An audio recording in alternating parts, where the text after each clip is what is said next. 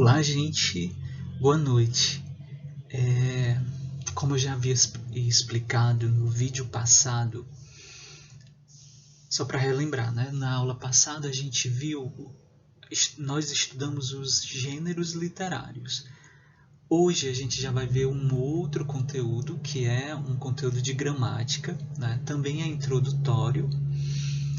E aí eu expliquei que durante o primeiro bimestre o nosso foco foi nas atividades diagnósticas, né, de compreensão textual e interpretação, e foquei um pouco mais na produção de texto.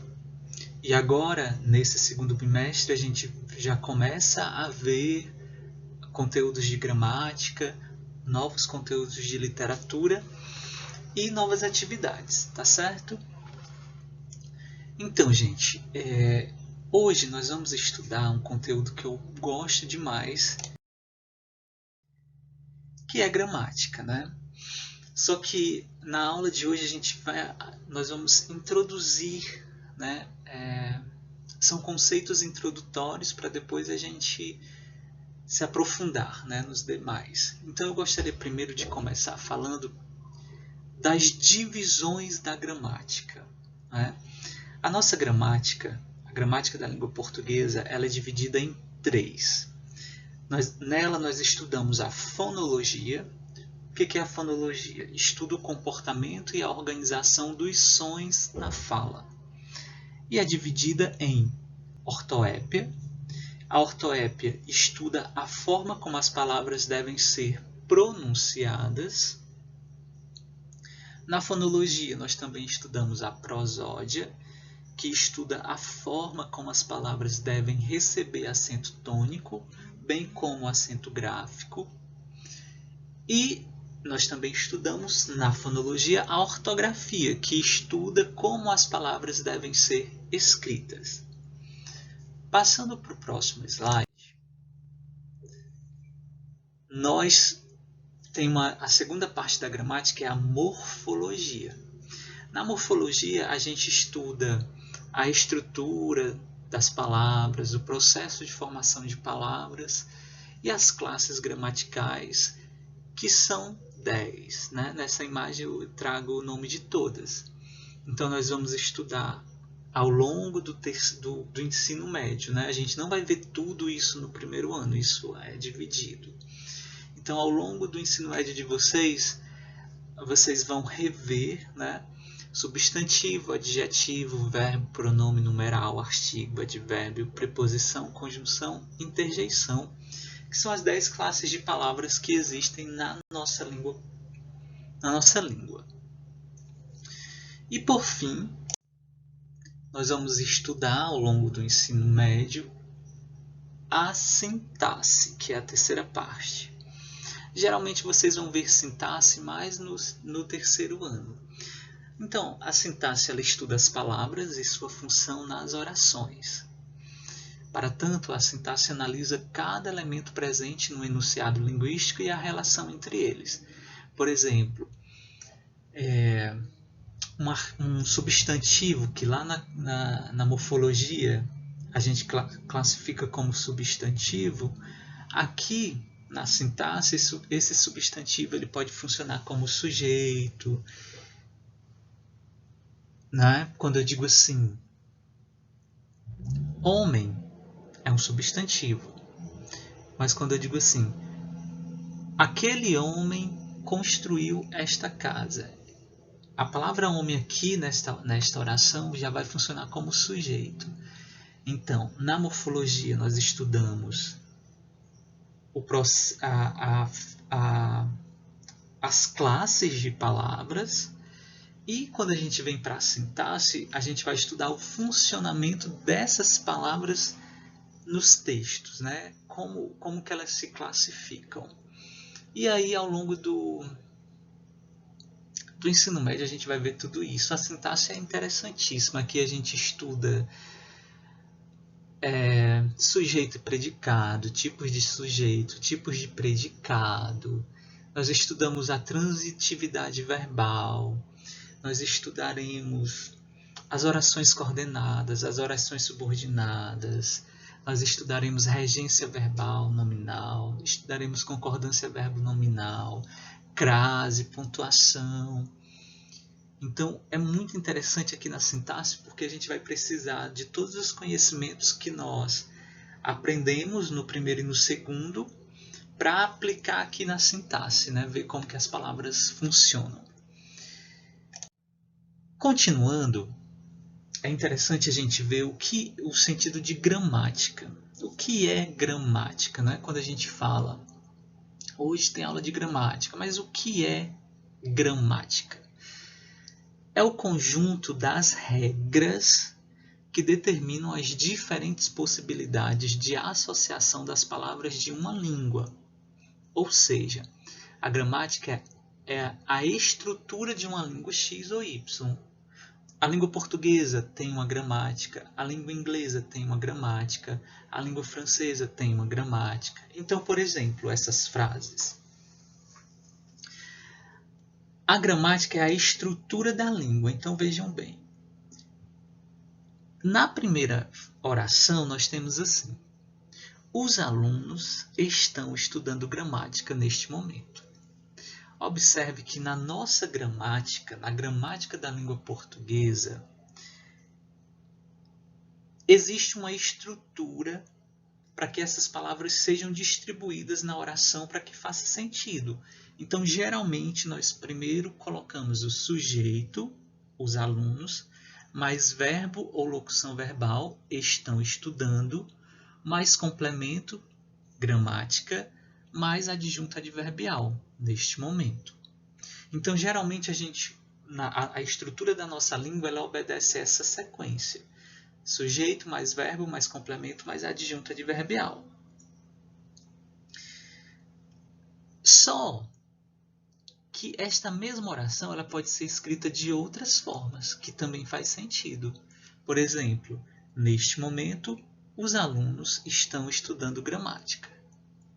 Ou de outra forma, os alunos, neste momento, estão estudando gramática. Ou os alunos estão estudando, neste momento, gramática.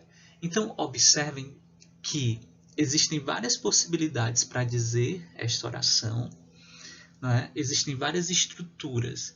Então, a gramática é o conjunto das regras que dizem como é que eu vou estruturar as orações, os períodos, e isso as pessoas vão conseguir interagir e se comunicar. Passando para o próximo slide. Observe, é aquela mesma oração, mas olha como é que ela está organizada. Gramática, os neste, estão momento estudando alunos. Alguém sai falando dessa forma, quem usa a nossa língua? De jeito nenhum. Porque isso aqui não é a nossa estrutura, né? A estrutura da nossa língua, ela começa, geralmente, a gente coloca o sujeito, depois o verbo, depois o complemento, depois os demais elementos. Mas ninguém fala assim aleatoriamente. Então, a pessoa que, se por acaso alguém falasse assim, nós iríamos dizer que ela não sabe usar a gramática da língua portuguesa. Tá? Passando, é nesse sentido que nós vamos falar das variações linguísticas, pessoal. Voltando mais uma vez. Toda língua tem uma gramática. E a gramática é a estrutura da língua. Então, geralmente, a nossa língua ela obedece a essa estrutura. Sujeito, verbo, complemento, advérbio. Vamos ver essas frases, essas orações, né? Nós fomos tomar banho no riacho. Nós, sujeito, fomos tomar, locução verbal, banho, complemento, no riacho, advérbio. A próxima oração já diz assim: nós fomos tomar banho no riacho. Observe aqui que há uma outra variação linguística, mas a estrutura da língua continua. Nós é o sujeito, fomos tomar é o verbo, a locução verbal, banho é o complemento, no riacho o advérbio. Tem uma outra variante. Nós foi tomar banho no riacho. E a outra, nós vamos tomar banho no riacho. E nós ramos tomar banho no riacho. Observem que todas essas aí que eu li até agora, existem maneiras diferentes, né, de se dizer isso, mas observem que a estrutura da língua foi utilizada em todas estas orações. Mas na última, que eu grifei de verde, observe como é que a pessoa fala. Riacho tomar, nós banho no vamos. Ninguém sai falando assim, certo? Então, o que precisa ficar claro? Que toda língua obedece a uma estrutura, e essa estrutura é a gramática dessa língua.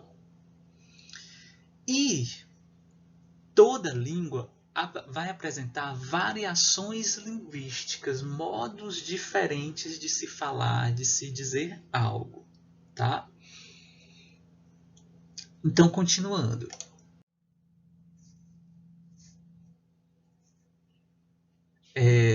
Então, a gente tem que ter cuidado com as expressões, com as seguintes terminologias.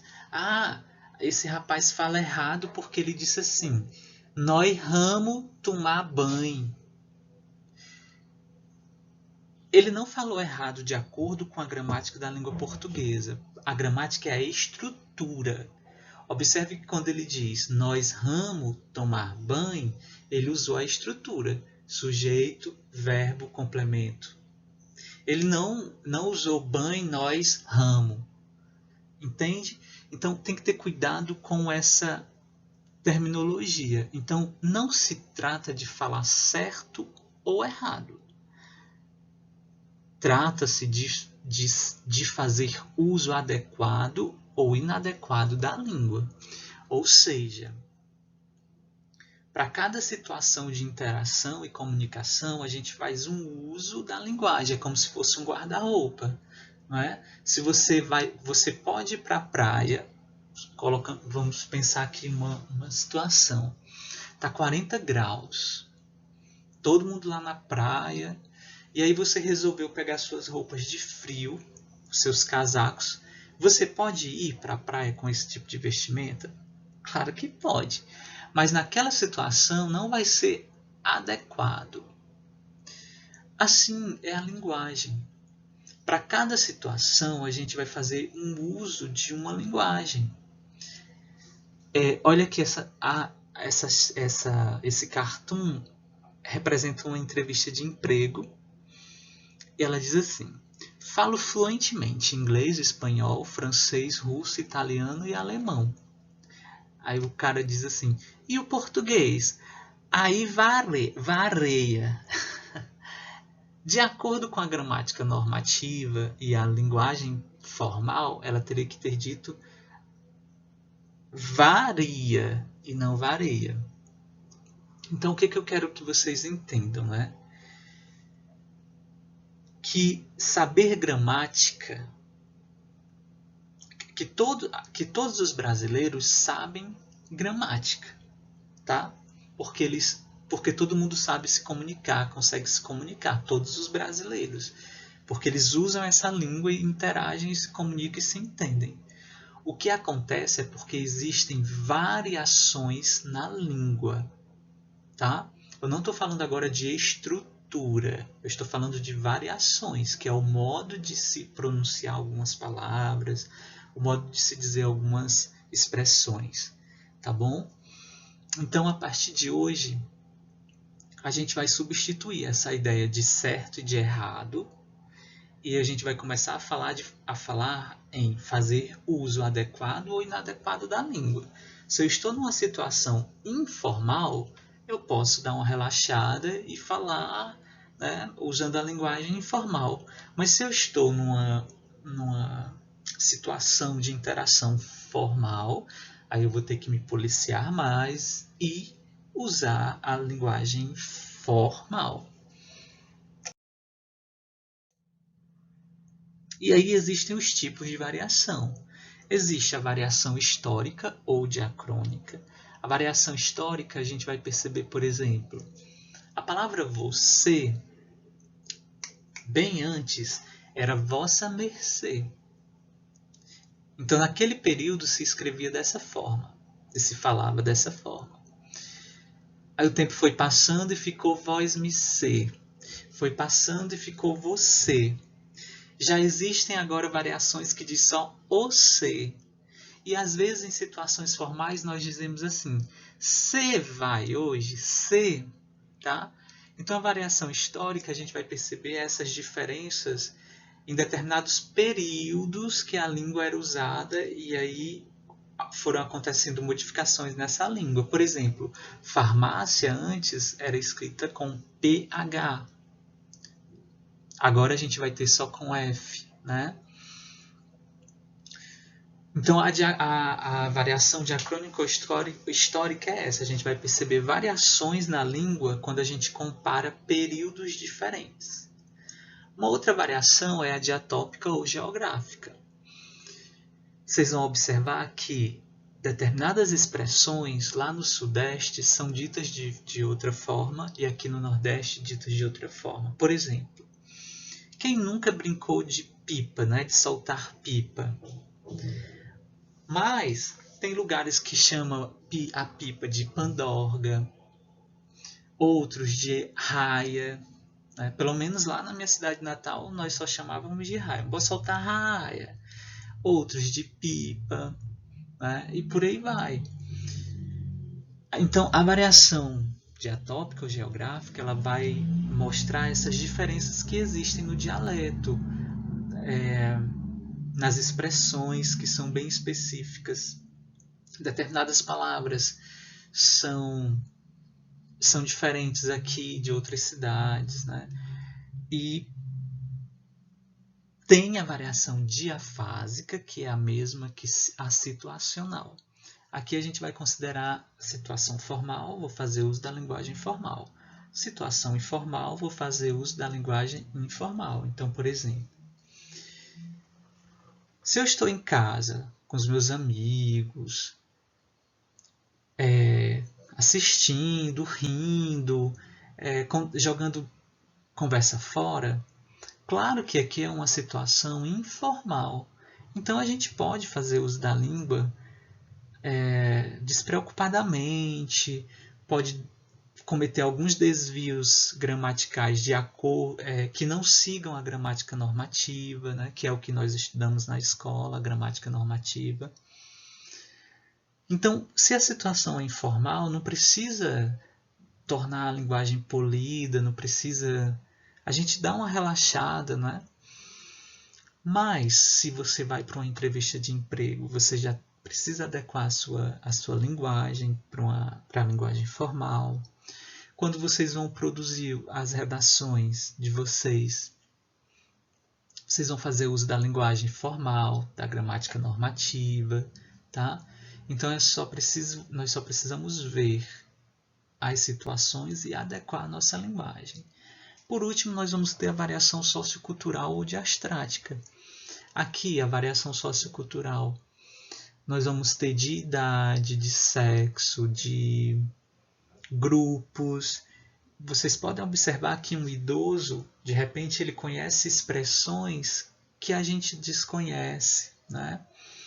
De repente a gente tem algumas expressões mais descoladas que a minha avó, que ela não vai conhecer, porque pertence a um grupo social diferente, né? De épocas diferentes.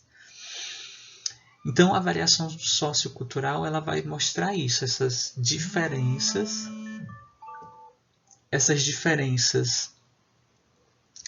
do uso da linguagem, considerando o fator cultural, o fator idade, o fator sexo, né? Homem, mulher, profissão também. Vocês vão perceber que quando a gente vai para o campo da medicina, existem lá termos específicos da medicina e a gente não vai ver pessoas usando isso no seu dia a dia, tá? Quando a gente vai para o campo do direito, Lá existem expressões específicas utilizadas por aquele grupo de pessoas que a gente não vai ver pessoas do dia a dia fazendo uso dessas expressões. Então existem as variações, né? Histórica, diatópica, diafásica e diastrática. E aí, pessoal, nós precisamos. Por que nós estamos estudando variações linguísticas? Porque nós não podemos cometer o preconceito linguístico. Por quê? Essa questão de supervalorizarmos a gramática normativa é por uma tradição, né? Sempre quem esteve no poder fazia uso dessa língua mais formal, e isso foi para o ensino, né? Antigamente só se consideravam os textos dos grandes escritores. Isso aí refletiu no ensino até hoje. Por isso que na escola nós fazemos uso da gramática, nós estudamos a gramática normativa. Então a gramática normativa, ela vai ditar como que você deve escrever e como que você deve falar, né? Qual é o problema da gramática normativa? É porque ela não considera que existem as variações. E toda língua tem variação. Agora, por que nós priorizamos o estudo da gramática normativa na escola? Ora, a gente já nasce, né, naquele contexto social, lá na minha cidade, lá no meu vilarejo, na minha comunidade. Ali, geralmente, eu já sei usar a língua nas situações informais, não é? Então, quando eu venho para a escola, eu vou fazer o que agora? Eu vou ampliar. Eu vou entender que eu posso falar do meu jeito, mas vai ter algumas situações na minha vida, muitas situações na minha vida, que eu vou ter que fazer uso de uma linguagem mais formal, ou da linguagem formal. E é por isso que a gente dá essa prioridade à gramática normativa, já que a gente já sabe falar o português, só que agora a gente precisa ampliar, né, a nossa competência linguística, a nossa competência discursiva. Por isso que nós damos destaque à gramática normativa. O que não pode é estudar a gramática normativa e continuar com preconceitos com alguém que fala diferente da gramática normativa. Então, o preconceito linguístico é algo que a gente deve combater sempre, tá?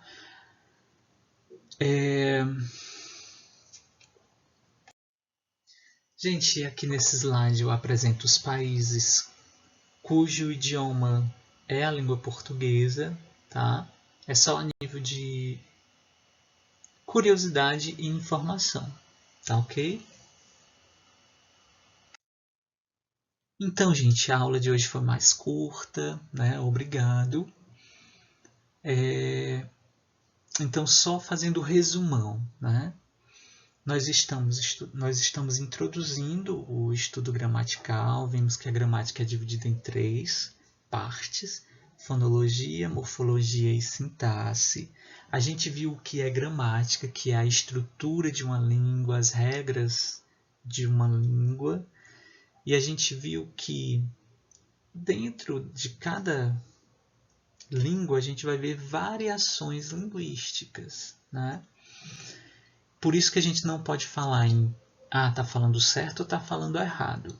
O que a gente deve considerar é que existem variações linguísticas e que existem situações que nós vamos fazer uso da língua. E aí a gente vai precisar adequar a nossa linguagem de acordo com essa situação comunicativa e interativa. Se a situação é formal, eu vou ter que fazer uso da linguagem formal. E onde é que a gente aprende essa linguagem? Na escola. A diferença é que, quando eu ensino gramática normativa a vocês, eu mostro que existem variações linguísticas, que não se pode cometer preconceito linguístico, e você pode continuar falando da forma que você fala, né? Só que você precisa entender que vai ter momentos da vida que você vai ter que fazer uso de uma linguagem que é formal. Por isso que nós estudamos isso na escola, a gramática normativa, certo? Vai ter uma atividade do livro, eu vou postar a página no Classroom, e na semana passada eu dei aula sobre os gêneros textuais, também tem outra atividade, pela correria, acabei não postando, mas hoje eu já vou passar 2 atividades, uma vai ser referente ao conteúdo da semana passada, que foi os gêneros literários, e a outra atividade sobre este, que é gramática e variações linguísticas, tá certo? E até a próxima aula, nos vemos em breve.